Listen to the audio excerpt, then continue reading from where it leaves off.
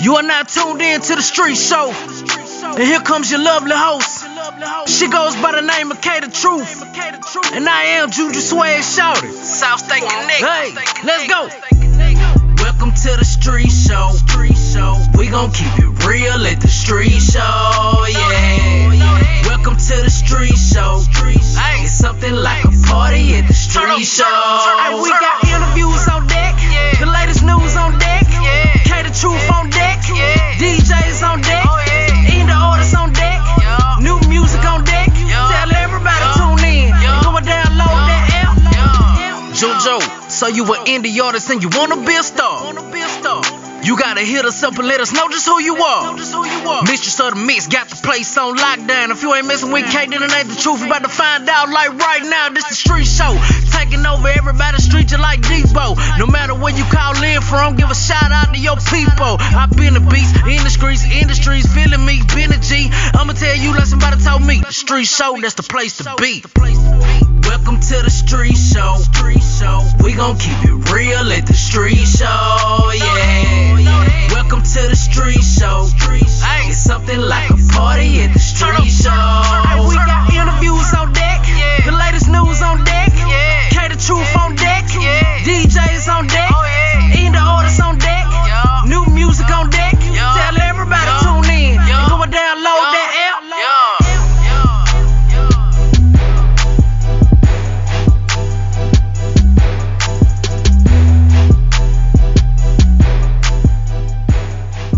Welcome to another hot episode of The Street Show, powered by your girl, Kaye TheTruth and Access Unlocked. In studio today, we have Vincent, a.k.a. the CEO of Valholla. How are you doing, Vincent? I am doing great, thank you. Thank you so much for having me. You are most welcome. It is a pleasure for us to have you. Tell us about your new single that you produced that dropped, Forever. Forever is like one of those songs. It's a special song to me because I started to work on the song in 2019. I did the beat and I was going to release it as an instrumental, but I was like, you know what? This song sounds too good for it to just be an instrumental. So I ended up speaking with a songwriter by the name of Curtis Richardson, and he ended up letting another songwriter and producer hear the record by the name of Adrian Lewis, who is actually featured on the record. And he heard it, and they wrote a song together with the production that myself and the Track Burners and Vegas Fontaine produced. And it's one of those songs that reminds me of the 90s, and I totally love the record, and I still listen to it like 100 times a day. So I'm addicted to the record, just like how I feel others are as well. So I'm very passionate about it. I definitely had the opportunity to listen to the single, and I thought it was definitely hotter than I appreciate that. some of the music that is out now. You are most welcome. When I heard it, I was like, is this Babyface? It put me in, like what you said, the 90s vibe. I don't think we really have good classic music like that, and I think Forever will definitely be around forever. I appreciate that. I really, really appreciate that. Thank you. It means a lot. So is Forever just a single, or is it off an album? If so, what's the name of the project? So I don't have the name of the project yet. My plan is to really just be like free to just release singles at the moment. I'm working towards an album, so I'm assuming that I'm gonna have one ready to go probably by the end of the year. But Forever is gonna be one of those singles that I'm gonna push for a long time. So I'm gonna continue to release music throughout the time, but Forever is definitely like one of my focuses because I believe in it so much. What you saying that you're going to have singles released throughout the year and maybe a title of the album by then? How many other singles do you believe you will be releasing between now and the end of the year? That is a great question. My goal is to release a total of, I would say, 30 records. I want to release 30 records this year. Hopefully I get to that number, but 23 to 30 records I'm planning on releasing. Okay. 23 to 30 records. Will it be all around the same vibe as Forever, or what can we expect to hear? So this is the thing with this album. The first single is R&B, obviously, but I have rap records that I love R&B and I love hip hop, obviously rap. So I listen to a lot of rap, and basically I have both both of those genres featured on the project. And then also I'm gonna be working on some pop records, some like different types of records. I'm Haitian, so I'm gonna actually be releasing a Creole speaking record. So it's gonna be one of my first languages that's outside of English, as far as releases for our label. So I'm excited about that. But overall, you can just expect anything that I like the music that I listen to. You can expect to kind of see the influences in the music. Okay, good deal. So with it being at least 23 to 30 singles dropped, so the project, would it be like an A-side, B-side, and a D-side type album? And especially since we have a digital platform, you can really release as much as you want and kind of format it the way you want to format it. Correct. Yes, that's what I plan on doing. I plan on having an R&B album, and then I plan on having a rap side that's going to have, some remixes. It's going to have some, rap actual records that I produce. So all the entire album is going to be me producing the records, but some of the album songs are going to be remixes that I produced as well. So so I'm excited to kind of bring it in different parts, but it'll be different genres, but still kind of with the same kind of messaging and vibe. Okay. And you're already working with AD and Lewis on this Forever project. Who are some of the additional people you plan to work with or is in the process of working with on the rest of the project? So I'm planning on having, I have songs with a rapper by the name of Fatboy Shaw. He's a rapper that I'm a fan of, and he's going to be on the album, so he probably is going to have more than one song on the album. I plan on working with a female artist from Cleveland, Ohio. She's a rapper, and she is going to be on the album for sure. We're kind of planning out the records right now, so hopefully I can kind of get that finalized for the album. And so basically I'm trying to work with a lot of newcomers. I'm kind of taking a different approach and working with newcomers. I want to work with people that like I am fans of. So it might be some big names, who knows, but I'm focusing on the people that everybody doesn't know yet, if that makes sense. That's a good thing. You helping breaking artists. Where is Fatboy Shaw out of? Fatboy Shaw is out of Fort Lauderdale, Florida. Okay. Broward County, yeah. And you also mentioned a part of Creole type of music on the album. Are you from Louisiana? Mm-hmm. Where does that Creole come from?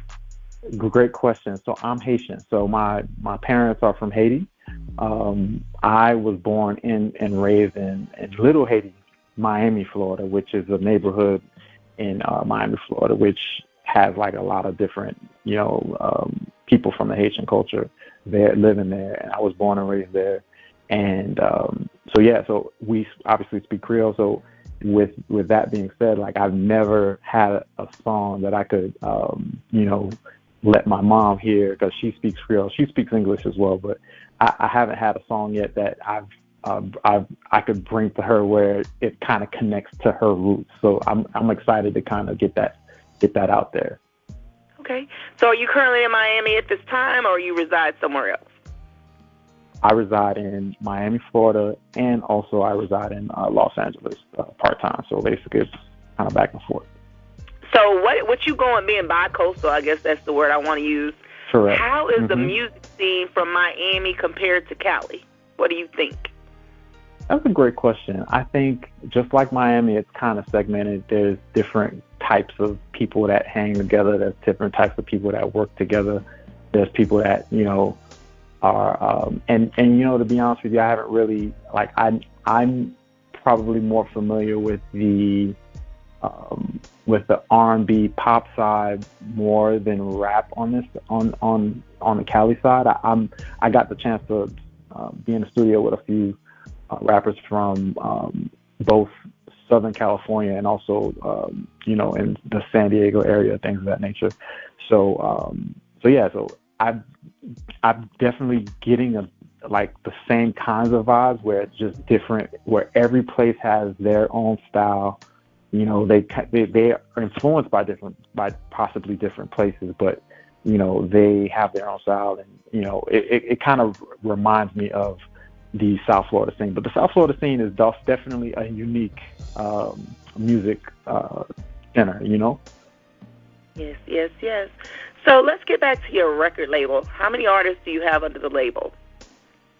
So right now we have artists that we manage and that are signed to the label. So right now we're at around 10 artists that we actually both manage or distribute or have label services with, or that are signed to the label. So we definitely offer different types of things to artists. We offer admin service as well. So we work with labels. So yeah, we've been in business for a long time. So we've had to adapt to what the music industry changes to. So basically every time, you know, we've been in existence since '05. So I remember where our business was focused on creating physical product.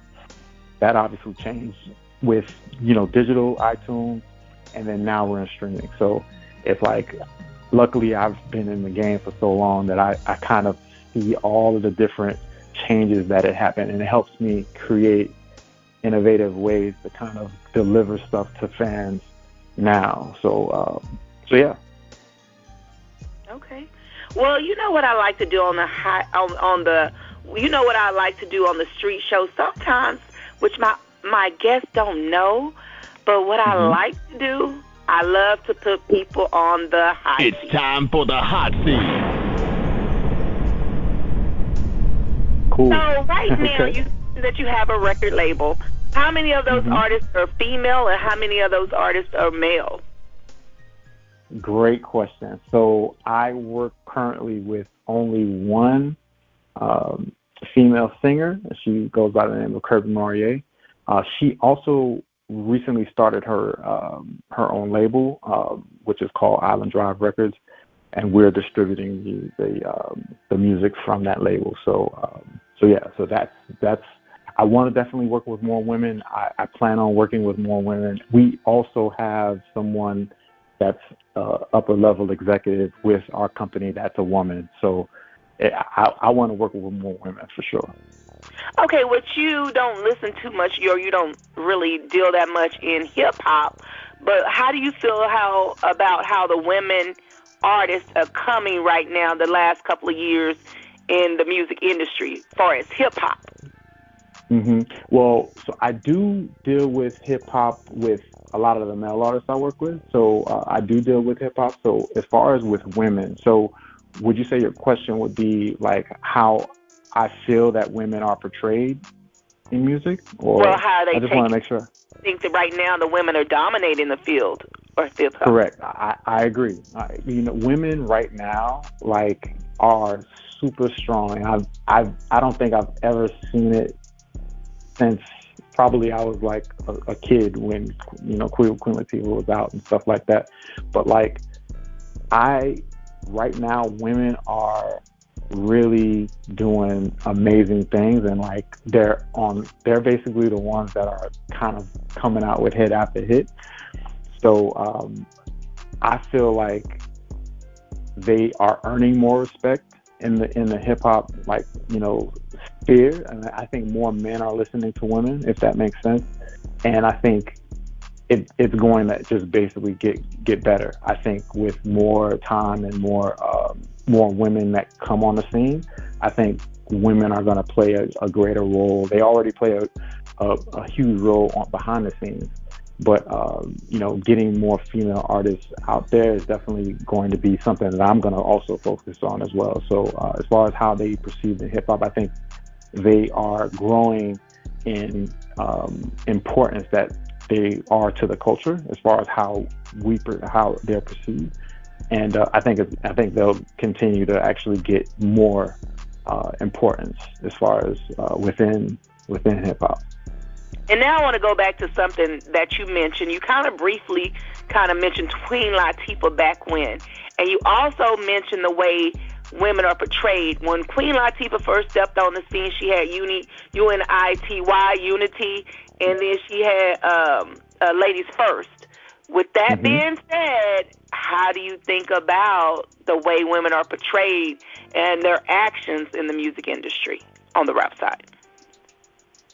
You know what? I think there's so many different. I think we all have to, like, everybody that's behind the scenes and everybody that has an opportunity to kind of, give women flowers. I feel like we need to do more. Like, men need to do as much as we can to highlight women, to really kind of elevate women in hip hop, because I feel like there's a lot of things that women don't get an opportunity or chance that men do. What I mean by that is that, like, certain men might be able to do certain things in hip hop or just within their career in general, and then sometimes when women do it, it's questioned. I can't really give you an example off the top of my head, but I just know that there's, definitely like a hill that women have to climb that men don't. So we have to do as much as we can to kind of elevate women and pick women up instead of downing them. And I think that happens a lot as well. Like, both directly, indirectly, it happens. So we definitely got to get better. I definitely agree with everything you said, and we appreciate that as women, not just as artists, but as women, because it goes the same. It's about the same in the business world, period. There's a lot of things that males are able to get away with that females are not. But I'm gonna get off the rap scene for a little bit. Since you you have a female R&B artist. Who are the top 3 female R&B artists that you like right now? I would say definitely SZA is probably the one I listen to the most. Beyonce, of course. I think the third, I would have to say, that is a tough one. I would say right now, this is a great question, because there's so many women that I listen to and are great. But I think right now, if we're not talking about Beyonce, we're not talking about SZA, I would have to go with Doja Cat. Okay. So because Doja Cat raps, but she also is a singer. So since she does both, I would definitely pick her for sure. Okay. Let's move on to another hot seat question. You said you grew up in Miami, Little Haiti.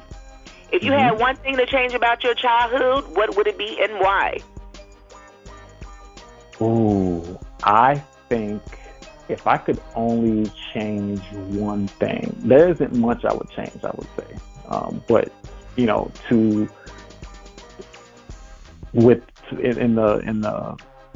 in the midst of this question, I would say the one thing that I would change would be my information. I feel like if I had a lot more information that, people growing up now had, like, they have their hands on a lot more information than we did when I was coming up. So I think information, I would try to get more information, because I was definitely studying music and stuff like that, but I feel like there's a lot of things outside of just music and the music business that I wish I knew now or then that I know now. So just the search for information. I would just probably search a little bit harder for different types of information outside of music. That's what I would change. The internet is amazing. It is amazing. Everything's at your fingertips. And I say this often, YouTube is a college. You can find anything on YouTube. Exactly. Exactly. Let's move on to a little bit of politics, or I call it politricks. Okay. What do you think about the beating of Tyree Nichols? It is totally heartbreaking. Like, my heart goes out to the family, the friends of Tyree, and like, it's it's so tragic that, you know, it continues to happen, you know, in the hands of law enforcement. Like, you know, it's like there's a lot of, I don't know why this one feels a little different. Obviously, for obvious reasons, there is a reason why, but, you know, there is, I would say, unobvious reasons why this feels different, and I just feel so bad. But I personally, I feel like, you know, as much as we want to watch, you know, certain things, where, you know, I feel like there's definitely ways for everybody. Doesn't have to watch that, but to act, to, you know, to cause some kind of change, and so forth. So I just want people to kind of, you know, anybody listening, to kind of keep their mental health intact, and if they feel like they can't watch stuff like that, to, you know, to not. But as far as with this situation, like, it's just so tragic, and my prayers go out to the family and so forth. Okay, I'm going to go on and put it on out there. Does it feel a little bit different because it's black officers that's actually doing it this time, and we actually see it? Not saying that they don't do it, but this time they caught on camera. And then here's the other part. So do you think, which we know there has been a lot of white officers who have gotten off for beating, killing people of color, black and brown. So do you think they'll try to make an example out of them since they are black and give them longer sentences? I think that's what's going to happen. I think they're going to use definitely this chance to, because Derek Chauvin got a lot of years, which was great, you know, and, you know, it's not going to bring him back, but, you know, these long sentences, I think they're definitely going to make an example out of it, to say, hey, like, we are acting, we are doing something to make a change in this system, and they're going to use these black men to actually, you know, make the example, quote unquote. So I definitely feel that way for sure. But we'll see. That back, and I thought about that, and I'm like, that's a play. We don't have to put our other type of officers on longer sentence, but since it's somebody black, let's throw the book, the house, the sink, everything at them. But I'm anxious to see how this is going to play out. Yeah. Same here. I just hope, you know, they definitely, I hope the family gets justice. So, you know, I see that that's going to happen. You know, it happened fairly quickly, but yeah, I'm hoping for the same. Okay. And since you're out of Miami, and I know Lakeland, Florida is not too far, if I'm not mistaken, from Miami, did you hear anything on the shooting in Lakeland, where the 10 people were shot in the drive-by? You know what? I did. I didn't really get too much details about what happened. Can you give me a synopsis if possible? Oh, I can definitely give you a rundown. What happened in the Lakeland, Florida area on Monday afternoon? Nissan Altima drove down dark blue sedan, windows down, 4 guys started shooting. Initially, it was reported 10 people were injured. Then 1 person walked into the hospital, so it's a total of 11, with 2 of them in were, I don't know if they still are, I didn't get an update. They were in critical condition. But then I also heard that there was a pound of weed or something close by, so it may be a drug incident. With that being said, when is this going to stop? Which we always say, or we always see people say, black on black crime. I think each race do crime on each race, whether it's white on white, black on black, or whatever. But do you think, when I say when is this gonna stop, do you think the crime is worse now compared to back when? Like you talk about, information is now available at our fingertips.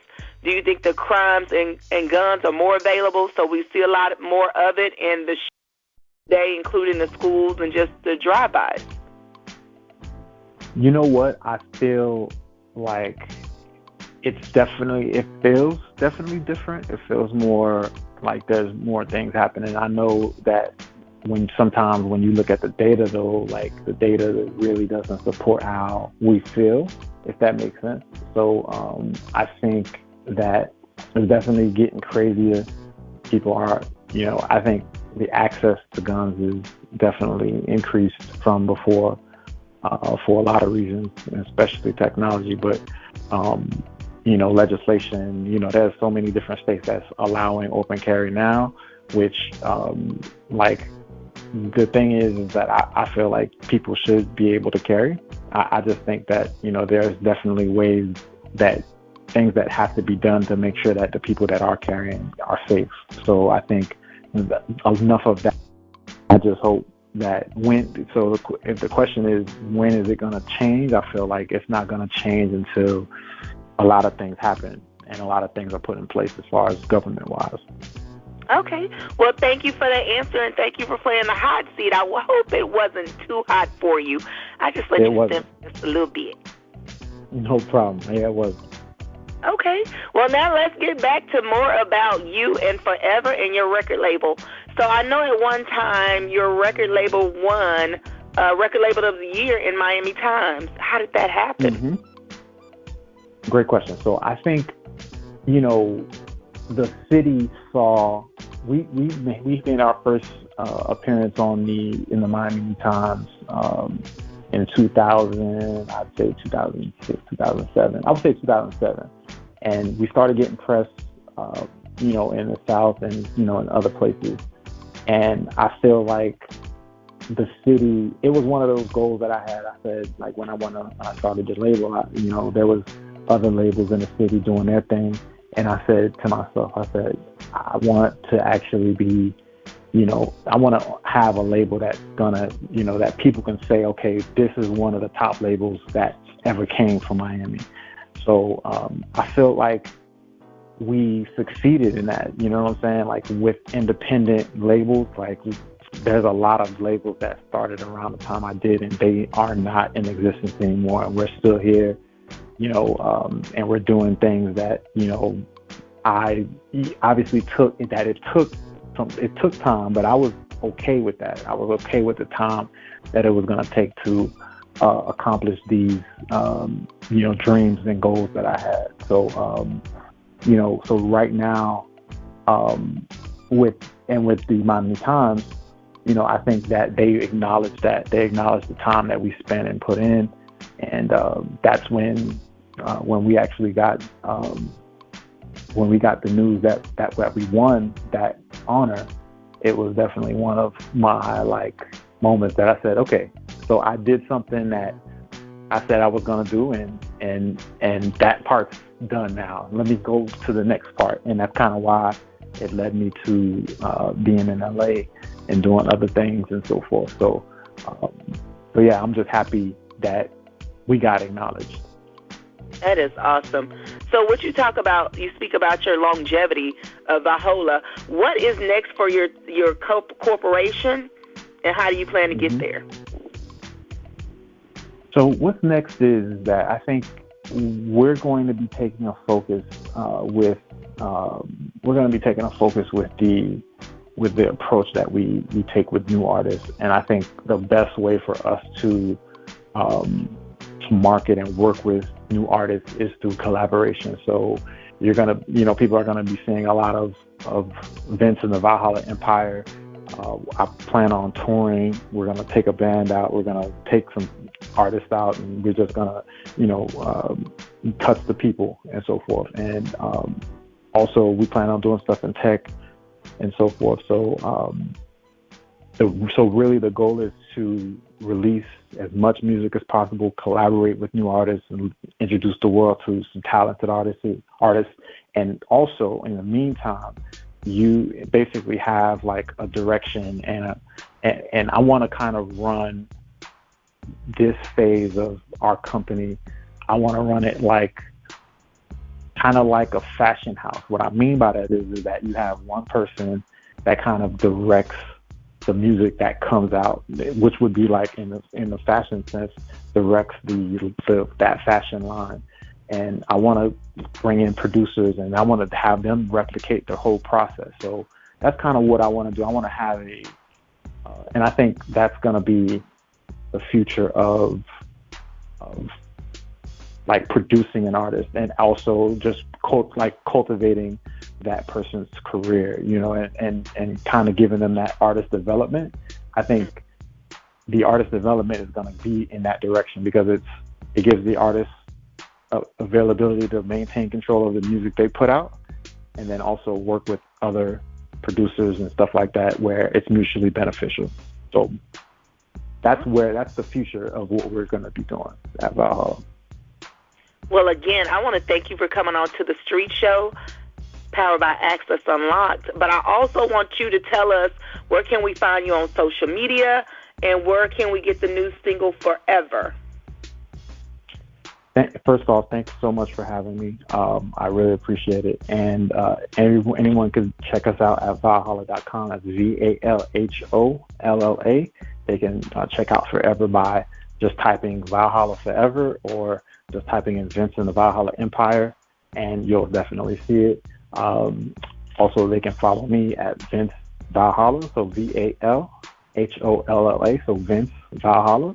And, you know, I'm that on all platforms. They can also follow Vince and the Valholla Empire and Valholla as well. So, and once again, I definitely appreciate the love on the record. It's something that I really believe in, and I can't wait for the entire world to hear it.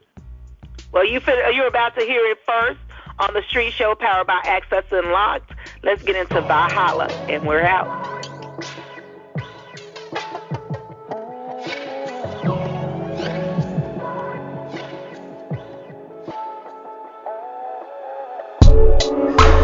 Thoughts run through my mind, memories of you flood me all the time, goes non-stop. Why are we so complicated, cated? It could be so simple if we compromise. Oh, you know my heart, my intentions have been real right from the start. Please believe me. Is it right or right? Let's get right. Baby, now it's time to choose. Is it right or right? You decide. I only wanna be with you. Can we make the time to get it right? Whatever you gotta do to see forever.